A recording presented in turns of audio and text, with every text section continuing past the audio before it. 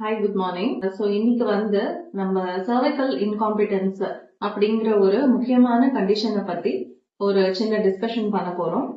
இவங்களுக்கு என்ன ஆச்சுன்னு பாத்தீங்கன்னா வந்து ஷி ஹேட் சர்வைக்கல் இன்காம்பிட்டன்ஸ், அதாவது யூட்ரஸோட வாய்ப்பகுதி வீக் ஆயிட்டு she has last her first baby. இடையிலேயே ஒரு 3ஆம் மாசத்துக்குள்ளாரையே வந்து uterus வீக்னஸ்னால she lost the first baby. So அதுக்கப்புறமா வந்து நம்ம செகண்ட் அவங்க பிரெக்னன்சி ஆகும் போதே வந்து சர்விக்ஸ்ல ஒரு சின்ன ஸ்டிச் அதை எடுத்துட்டு அவங்களுக்கு வந்து ஒரு சில ப்ரிகாஷன்ஸ் கொடுத்துருந்தோம். அதுல வந்து she successfully completed her first pregnancy. நல்லபடியா நார்மல் டெலிவரி ஆச்சு. And now she is with me for her next pregnancy.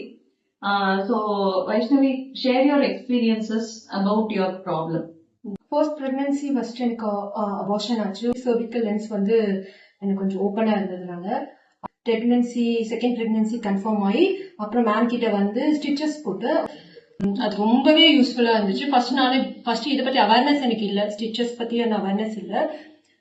Ma'am ஃபுல்லா வந்து எனக்கு கான்ஃபிடென்ட் இருந்ததுனால நான் வந்து செகண்ட் பிரெக்னன்சில வந்து 10th வீக்ல நான் வந்து ஸ்டிச்சஸ் போட்டுட்டேன்.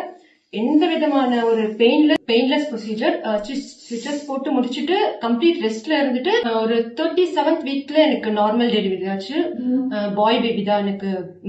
சேஃபான டெலிவரி, பயப்படவே வேணாம். இப்ப நான் வந்து 3rd பிரெக்னன்சி எனக்கு கன்ஃபார்ம் ஆயிருக்கு. மேம் கிட்ட தான் வந்திருக்கேன். இதுவும் ஸ்டிச்சஸ் போடுற சிச்சுவேஷன் தான். இதுவும் 10th வீக்ல நான் ஸ்டிச்சஸ் போட்டு முடிச்சேன். இப்ப நான் இது வந்து என்னோட 16th வீக்.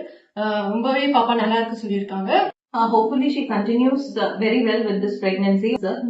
இப்ப ஸ்டிச் போட்டிருக்கிறதுனால உங்களுக்கு ஏதாவது டிஸ்கம்ஃபர்ட் ஃபீல் ஆகுதா? எதுவுமே இல்ல, அது பத்தி அது போட்டிருக்குன்ற ஃபீல் கூட இல்ல. போட்டு அந்த ஸ்டிச்சஸ் போட்டு அந்த நைட் மட்டும் தான் எனக்கு பெயின் இருந்துச்சு, அந்த வயிறு பெயின். மற்றபடி எந்த டிஸ்கம்ஃபர்ட் எதுவுமே இல்லை. Okay, thank you.